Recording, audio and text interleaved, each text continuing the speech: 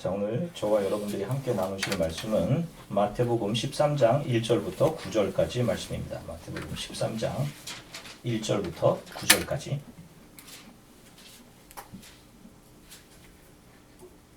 마태복음 13장 1절부터 9절 함께 한 목소리로 하나님의 말씀을 함께 읽으시겠습니다.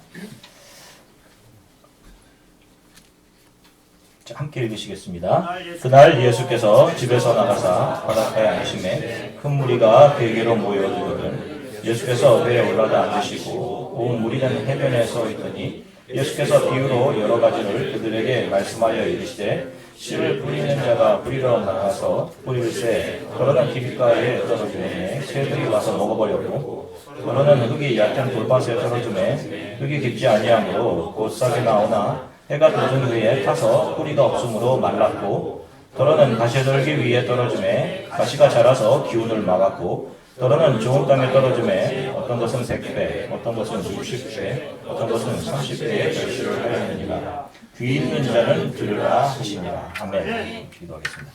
주님, 이제 저희들이 하나님의 말씀을 기다립니다. 성령께서 우리 속에 있는 의심과 두려움들을 무너뜨려 주시고 하나님의 말씀을 온전히 들을 수 있도록 우리의 마음을 준비시켜 주시기를 소망합니다. 가장 부족하고 연약한 종의 마음도 만져주시고 늘 하나님 앞에 두렵습니다. 하나님, 온전하게 바른 지각과 바른 성령의 은혜로 하나님의 말씀을 온전히 분별하여 증거할 수 있도록 하나님 도와주시기를 소망합니다. 감사드리며 예수 그리스도 이름으로 기도드립니다. 아멘. 할렐루야. 한 주간 동안 평안하셨습니까? 날씨가 섭씨로 영하 한 25도 정도까지 되는 것 같아요. 많이 추워졌어요. 그럼에도 또 공기는 상쾌해서 좋은 것 같습니다. 저희 집에는 한 주간 동안 식구가 많이 늘었습니다. 또 멀리서 우리 처음 피아노 반주했던 은진 자매도 또 왔고 또 캄보디아에서 저희가 후원하시는 전대익 선교사님 이렇게 같이 또 그 지역에서도 사역하시던 이상혁 최금옥 선교사님의 또 딸 되는 이주연 자매가 저희 집을 방학 동안에 방문을 했습니다. 그래서 굉장히 감사해요. 이따 뭐 또 소개도 하겠지만 주연 자매가 귀한 사랑으로 또 잘 채워져 돌아가도록 우리 교회에 계신 분들 선교사님께 하듯 사랑으로 잘 대해 주셨으면 좋겠어요. 또 잠시 왔다가는 또 은진 자매 또한 여러분들께 사랑으로 잘 대해 주시기 바랍니다. 옆분들과 함께 좀 인사를 좀 나누도록 하겠습니다. 서로 좀 인사를 좀 나눌게요. 자, 우리가 지난 시간에 홍수 심판 이후 200년이 지난 동안 기술과 지식을 축적한 인간들이 그 모든 축적된 기술과 지식들을 바탕으로 세웠던 바벨이라는 성, 그리고 그들이 그 성을 쌓고 자신들의 이름을 내려고 했던 그 사건을 함께 살펴보았습니다. 건축에서의 획기적인 발견이었던 벽돌을 이 바벨을 짓는 데 사용했다라고 이야기했죠. 인간들이 만들어가는 역사는 다 바벨인 것입니다. 성경에 의하면. 그래서 결국 이 역사의 마지막에 대해서 계시하고 있는 요한계시록은 이 바벨성이 무너지는 것으로 요한계시록 이 세상의 나라는 끝나고 하나님의 나라가 도래하는 것으로 그 결론을 내리고 있어요. 성경을 통해서 보면 인간이 세우는 모든 역사는 다 인본주의, 자기 이름 내기, 자기 자랑, 인간의 위대함을 하나님의 자리에 두려는 바벨성 쌓기입니다. 그래서 저와 여러분들은 이 역사 속에서 그것을 역행하며 살아가는 자들, 프로테스탄트 크리스찬들이라고 이야기를 했어요. 고민이 참 많죠. 어떻게 살아가야 할지. 하나님을 떠난 인간은 처음 주어진 그 이름의 뜻처럼 저와 여러분들에게 처음 주어졌던 이름 아담, 그 정체성이 흙이라고 했습니다. 저와 여러분들의 정체성이 죄와 허물로 죽은 상태죠. 사람들은 자신들이 살아있다고 생각해요. 세상의 명예와 좋은 옷으로 두르면. 그러나 성경은 우리가 허물과 죄로 죽었다라고 이야기를 합니다. 지금 이 세상에서 자신의 목표를 이루기 위해 경쟁하며 살아가는 모든 사람들은 성경의 정의에 의하면 다 죽은 상태인 거예요. 그들이 역사 가운데 쌓아 올리는 지식과 기술들은 결국 자신들의 이름 내기를 위해서 사용되는 바벨이라는 것을 성경이 말씀하고 있는 겁니다. 그 죄와 허물로 죽은 상태에서 예수의 죽음을 통해 생명을 얻게 된 어떤 무리들이 새롭게 가지게 된 믿음의 눈으로 영원한 하나님의 나라를 바라보게 되고, 그래서 자신들이 지금까지 추구하고 쌓아 올리던 모든 것들이, 내가 지금까지 사랑했던 이 모든 것들이 하나님을 대적하는 바벨이었구나 라는 것을, 그리고 이 모든 것이 이 세상에 속해 곧 무너질 것이었구나 라는 것을 깨닫고, 이 세상에서의 삶을, 영원을 준비하는 하나님의 나라를 소망하며 그분의 뜻에 순종하는 삶으로 살아가게 되는 것이고, 그들을 성경은 바로 교회, 에클레시아 크리스천이라고 이야기를 하는 것입니다. 자, 오늘은 이것과 맥락을 같이 해서 예수께서 우리들에게 주신 한 비유의 말씀을 살펴보도록 하겠습니다. 오늘 우리가 읽은 비유는 대부분의 크리스천들이 밭의 비유로 이해하고 있는 비유 말씀이에요. 왜냐하면 많은 교회에서 그렇게 설교하는 것을 듣고 배웠기 때문입니다. 씨는 말씀인데 그 말씀이 떨어지는 마음의 밭이 네 군데가 있습니다. 하나는 길가이고, 다른 하나는 돌짝밭이고, 다른 하나는 가십떨기 속이고, 마지막은 좋은 밭인데, 우리는 노력하고 선하게 행동하며 하나님의 말씀에 의심하지 말고 신앙생활 잘해서 좋은 밭이 되어야 한다라고 이해하고 있단 말입니다. 그렇게 배워왔어요. 조금 더 문제가 없어 보입니다. 저도 청년의 때까지 이 말씀을 그렇게 배웠고 그렇게 이해해 왔습니다. 정말로 좋은 교회에서 신앙을 생활했음에도 불구하고 이 말씀을 그렇게 배웠어요. 그렇게 이해했고. 그래서 참 많은 젊었을 때의 시간들 열심을 내어서 좋은 밭이 되어보고자 했었습니다.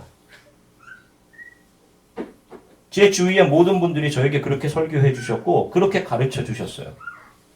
그런데 더 열심을 내면 낼수록 제 안에서는 잘 해내지 못하는 내 스스로에 대한 더 많은 죄책감만 쌓여갔습니다.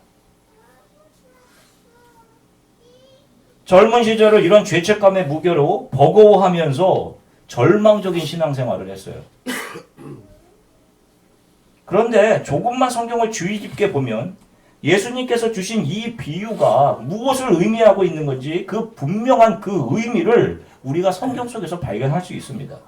같은 비유를 말씀하고 있는 누가복음 8장 4절부터 5절까지의 말씀을 함께 읽으시겠습니다. 누가복음 8장 4절부터 5절입니다. 함께 읽으시겠습니다. 각 동네 사람들이 예수께로 나와 큰 무리를 이루니 예수께서 비유로 말씀하시되 씨를 뿌리는 자가 그 씨를 뿌리러 나가서 뿌릴새 떨어는 길가에 떨어짐에 밟히며 공중의 새들이 먹어버렸고. 아멘. 자, 보시면 이 비유에서의 주인공은 누구입니까? 누구예요? 밭입니까? 아니면 씨를 뿌리는 자입니까? 누구예요? 네? 씨를 뿌리는 자입니다.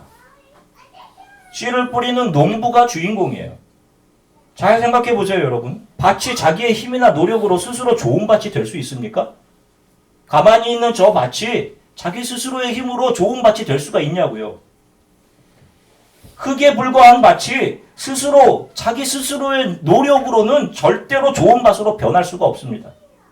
농부가 그 땅을 기경해 주어야 그 밭이 좋은 밭이 되는 거예요. 그래서 이 비유는 밭의 비유가 아닌 씨를 뿌리는 자의 비유인 것입니다. 여기서부터 이 비유가 해석이 되어져야 하는 거예요. 이 밭은 무기력한 상태에 있는 인간을 의미합니다. 흑인 인간이에요. 아담인 것이죠. 아담. 하나님을 떠나 죄와 허물로 죽은 인간들의 상태가 바로 길가이고 돌짝밭이고 가시밭인 것입니다. 하나님을 떠난 인간들의 상태, 그것이. 씨를 뿌리는 자가 씨를 뿌리는데 어디다 뿌립니까? 길가에도 뿌리고 돌짝밭에도 뿌리고 가시덤불 안에도 뿌려요. 이것이 무엇을 의미하는지 예수님의 해석을 살펴보겠습니다. 참, 마태복음 13장 18절서부터 23절입니다. 같이 함께 읽으시겠습니다. 씨 뿌리는 비유를 들으라. 아무나 천국 말씀을 듣고 깨닫지 못할 때는 악한 자가 와서 그 마음에 뿌려진 것을 빼앗나니 이는 곧 길가에 뿌려진 자요 돌밭에 뿌려졌다는 것은 말씀을 듣고 즉시 기쁨으로 받되 그 속에 뿌리가 없어 잠시 견디다가 말씀으로 말미암아 환난이나 박해가 일어날 때에는 곧 넘어지는 자요 가시떨기에 뿌려졌다는 것은 말씀을 들으나 세상의 염려와 재물의 유혹에 말씀이 막혀 결실하지 못하는 자요. 좋은 땅에 뿌려졌다는 것은 말씀을 듣고 깨달는 자니 결실하여 어떤 것은 100배, 어떤 것은 60배, 어떤 것은 30배가 되었느니라 하시더라. 아멘. 자, 이 예수님의 해석을 보고 수많은 설교자들이 우리는 노력해서 세상의 박해에서 이기고 의심하지 말고 세상의 재물의 유혹에 넘어가지 말고 믿음으로 좋은 밭이 됩시다 라고 설교를 했고 지금도 하고 있으며 성도들은 그것을 아멘으로 받았고 지금도 그렇게 받고 있어요. 그러면 묻습니다. 자, 여러분 말씀을 들으면 그것이 다 받아들여지세요? 목사인 저도 말씀 준비하면서 씨름하는 것이 이거예요. 말씀을 준비하면서 그것이 제가 먼저 억셉트할 수 없는 것들입니다.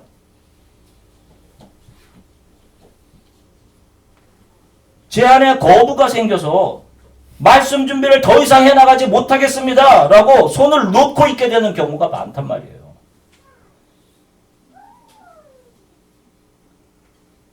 목사인 제 안에 명예를 사랑하고 세상을 사랑하고 안락을 좋아하는 마음이 늘 들어있어요. 그래서 어떤 때는 큰 교회를 꿈꿉니다. 큰 교회에 가서 큰 목회를 했으면 좋겠다 하는 생각이 제 안에 있어요. 이런 것들이 하나님의 말씀을 거부하고 밀어내려고 합니다. 그래서 너무 괴롭습니다. 여러분들은 어떠세요? 의심도 가고 그 말씀대로 살아가면 내가 살아가던 이 세상에 많은 것들을 잃어버릴 것 같은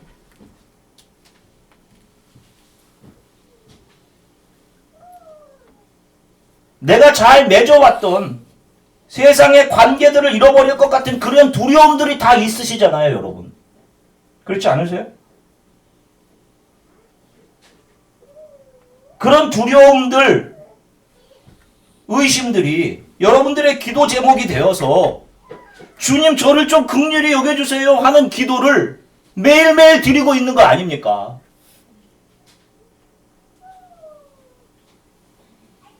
저의 기도 제목은 늘 이거예요. 목사인 저의 기도 제목. 여러분들을 위해 기도하는 제목들이 있지만 늘 제가 수십 번 반복하는 기도는 주님 저를 긍휼히 여겨주십시오.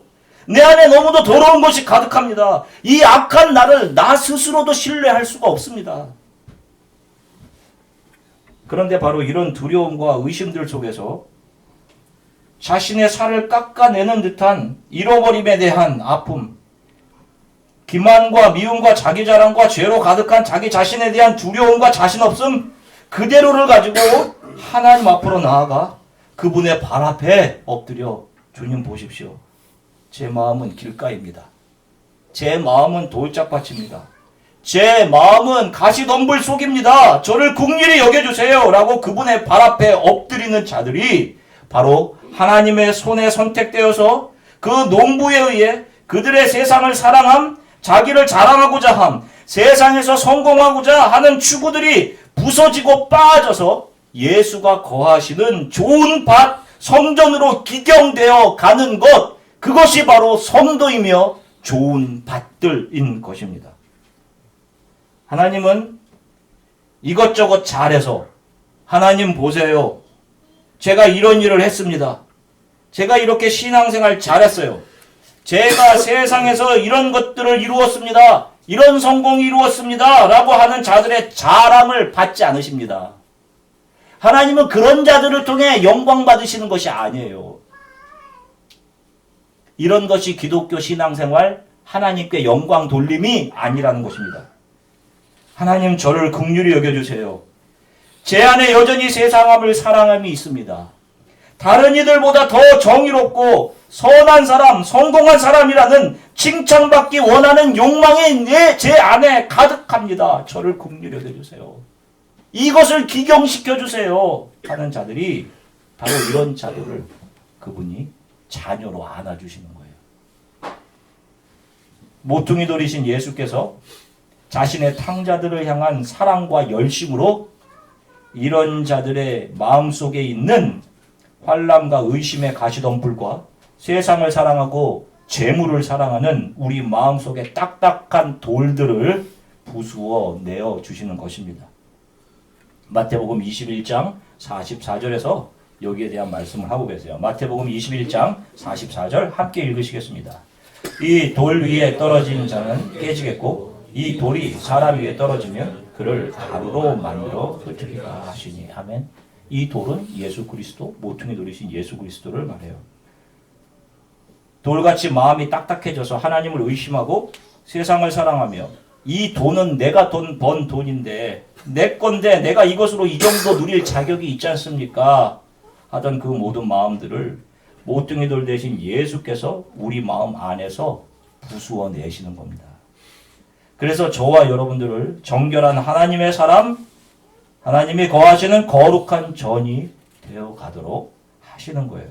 이 비유는 바로 이런 우리를 향한 하나님의 사랑과 우리 안에 있는 세상을 사랑하는 마음, 의심, 두려움들을 부수어 내시는 하나님의 열심, 그리고 아버지가 계신 것을 바라보며 감히 저는 하나님의 아들이라 불릴 자격조차 없습니다 라고 눈물 흘리고 머리 숙이고 머뭇거리고 있는 자들을 그분의 가슴으로 팔 벌려 안아주시는 하나님의 자비와 긍휼, 그분의 열심을 그려내고 있는 것입니다. 여기에 우리의 노력은 조금도 감이 될 수가 없는 거예요. 우리의 노력으로 좋은 밭이 되고자 하는 것은 이 말씀 본 의도를 정반대로 이해하는 이단적인 해석인 것입니다. 기독교라는 것은 하나님의 은혜 안에 발견되어서 그 은혜를 깨닫고 그 은혜에 반응하며 살아가는 자들의 신앙과 삶의 방식을 통틀어 정의하는 거예요. 이것이 기독교, 이것이 크리스천리티인 것입니다. 우리가 예수를 닮아가는 데에는 오직 하나님의 열심과 사랑만 필요한 거예요. 우리의 노력, 바벨이 가미된다면 그것은 십자가의 은혜를 깎아내리는 것에 불과한 거예요. 38년 된 병자를 보십시오. 베데스다라는 연못가. 그 못에 천사가 가끔 한 번씩 내려와서 물을 동하게 하는데 거기 가장 먼저 들어가는 자가 병이 낫는다는 전설이 있었습니다. 그래서 지금 자신의 병이 낫고자 하는 자들의 사활이 걸린 경쟁의 긴장감이 날마다 그 베데스다라고 하는 연못 주위에 감돌고 있었어요. 베데스다 어디입니까? 그곳이 어디예요? 베데스다라는 말, 베트, 집, 헤세드, 긍휼의 합성어입니다. 긍휼의 집이라는 간판을 걸고 있지만 긍휼은 없고 서로 낳고자 하는, 서로 자기의 원하는 바를 이루고자 하는 치열함만 있는 곳, 바로 이 세상이에요. 그 세상에 우리는 치열하게 다른 이들을 밀어내고 내가 원하는 바를 얻어내기 위해 사활을 걸고 지금 살아가고 있는 겁니다. 세상에 속한 사람들이. 그래서 나와 비슷한 누군가가 좋은 학교를 가거나 좋은 결과를 내면 내 마음이 쓰린 거예요. 거기에 누가 매일 가서 앉아 있습니까? 38년 동안 몸이 마비되어서 조금도 움직이지 못하는 사람이 거기에 앉아 있어요. 이 사람이 나을 확률이 있겠습니까? 약육강식의 가치관으로 점철된 세상에서 누가 자신의 평생 소원인 치유의 기회를 이 사람에게 넘기겠냐고요. 음식은 조금 나눠줄 수 있겠죠. 자기가 가진 것은. 치유의 기회만큼은 양보하지 못하는 겁니다. 물이 동하면 자기가 먼저 들어가는 거예요. 그 안으로. 그래서 38년 된 병자는 하늘만 바라보고 있는 겁니다. 그래서 예수께서 오셔서 네가 낫고자 하느냐라고 물어보셨을 때 아무도 나를 이 안에 넣어주지 않습니다 라고 이야기하고 있는 거예요. 긍휼이 없어요. 아무도 저를 이곳에 넣어주지 않습니다. 그 연못에서의 사고방식 가치관으로 이 사람은 절대로 나올 수 없어요. 그런 자에게 직접 찾아오셔서 은혜로 그를 만져주시는 예수의 열심, 예수의 긍휼에 의해 이 사람의 병이 낫게 되는 겁니다. 모든 인간들의 노력이 다 기각되는 거예요. 이 사람이 무엇을 했습니까? 하나도 한 것이 없어요. 세상적인 방법이 하나도 통하지 않는 겁니다. 그런데 왜 자꾸 교회에서조차 무엇을 해야 하는 것에 신학에 초점을 맞추냔 말입니다. 저 사람 신앙 좋은 사람 보세요. 저렇게 잘 됐지 않습니까? 라고 하냔 말이에요.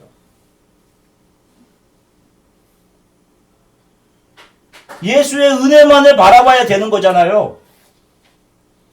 착하고 선하고 정의롭게 행동하고 사회를 바꾸고 하는 것을 통해서 인간은 절대로 구원에 이르지 못합니다. 그런 것들은 다 가이사에게 속한 것이에요. 예수님이 말씀하시잖아요. 이 세상의 통치 원리를 힘 대 힘으로 부딪혀 끌어내리고 누군가 새로 올라가고 자신의 정의로움을 입증하고 그 정의로움이 또 누군가에 의해 짓밟히고, 그래서 예수님이 가이사의 것은 가이사에게 바쳐라. 그리고 하나님의 것은 하나님께 라는 말씀을 하신 겁니다. 이 세상에서 잘 살고 싶으신 분들은요,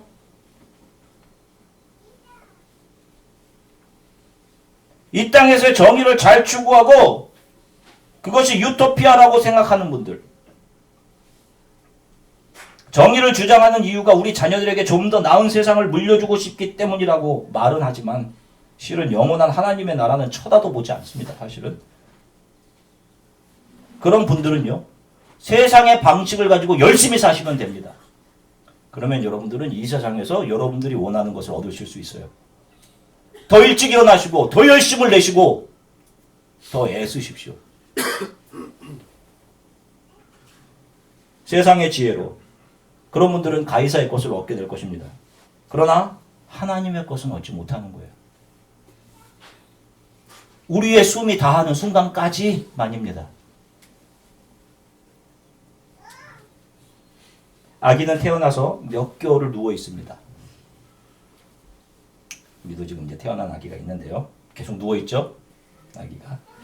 목도 제대로 가누지 못해요. 저도 처음 유나를 이렇게 받았을 때, 처음 안을 때 얼마나 무서웠는지 몰라요. 목이 이렇게 꺾이는 건 아닌가. 목도 못 가나요? 모든 것을 부모가 다 해주어야 합니다. 부모의 몸에서 나오는 양분을 영양분 삼아 먹고 점차 몸에 힘을 조금씩 얻어갑니다. 뿐만 아니라 부모의 아이를 향한 열심과 참아줌을 통해 아이는 인격체로 자라가기 시작해요.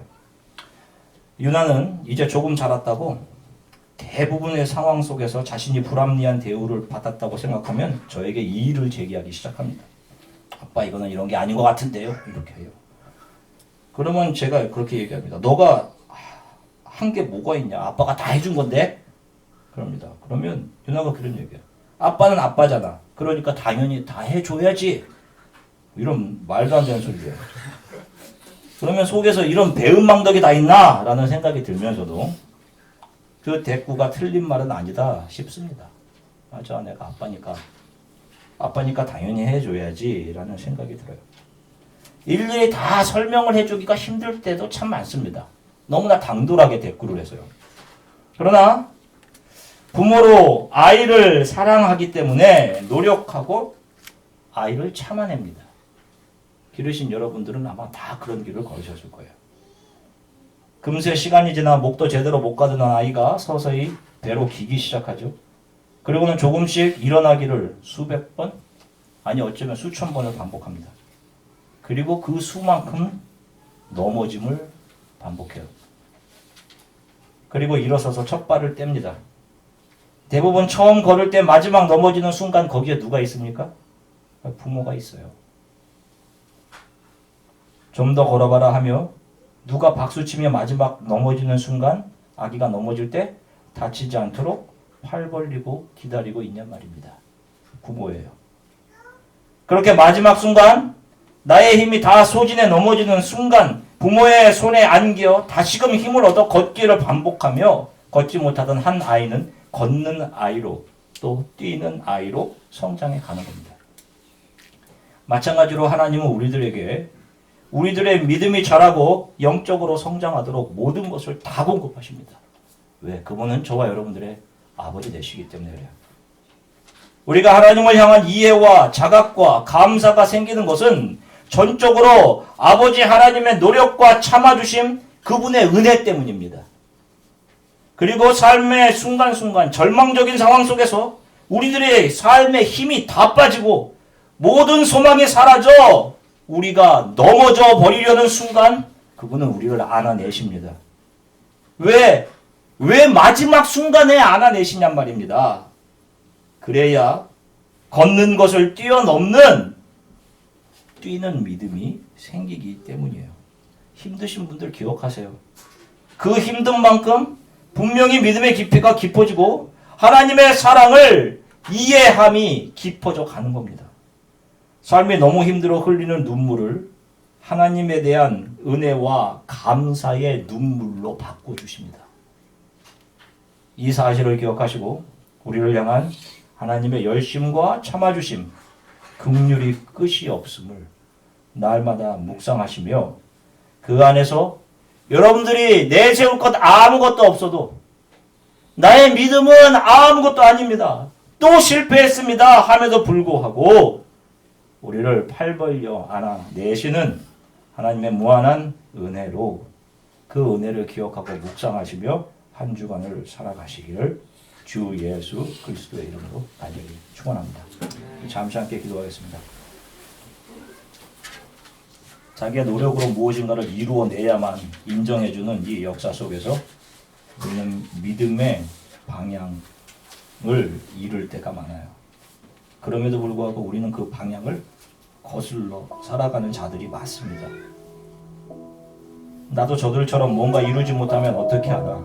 내가 이룬 것들을 잃어버리면 어떻게 하나?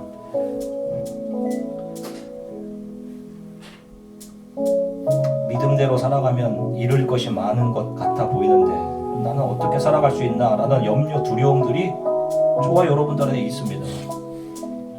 그러나 이 부족한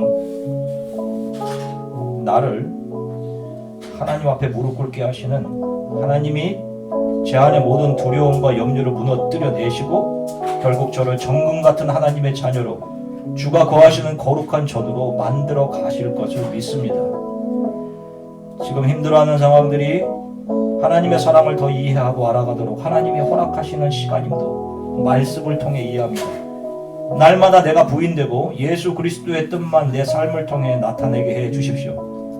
주님의 나를 향한 열심과 인내와 긍휼, 사랑을 날마다 기억하고 그 사랑 앞에 겸손히 고개 숙이며 살아가도록 도와주십시오. 잠시 살아가는 이 세상의 삶 속에서 주만 바라보고 주만 높이며 주의 교회를 온전히 함께 하신 성도들과 온전히 세워갈 수 있도록 하나님 저를 도와주십시오. 우리 이렇게 잠시 함께 기도하겠습니다. 사랑해 주님 참 감사합니다. 선한 성도들과 함께 하나님 말씀 나누게 하셔서 참 감사합니다. 주님 빠르게 믿음 생활해 보려고 하다가 늘 그렇게 하지 못하는 내 자신에게 놀라고 내 안에 있는 온갖 더러움들을 보고 놀랄 때가 많습니다. 하나님 그 어떤 것에 불구하고 죄와 허물로 죽은 우리를 용서하시고 품어내시는 하나님, 지나간 그 어떤 일도 다시금 꺼내놓지 않아 하시는 하나님의 긍휼과 은혜, 내가 어떻게 주님께로 다시금 돌아갈 수 있겠습니까? 라고 눈물 흘리며 머뭇거리고 있는 우리들을 먼저 나와 팔 벌려 기다리고 계시는 하나님의 은혜 안에 우리가 안깁니다. 사랑하는 주안의 교회에 속한 모든 성도들이 한 주간 동안 어떤 환경과 상황 속에 있든지 이 하나님의 사랑과 긍휼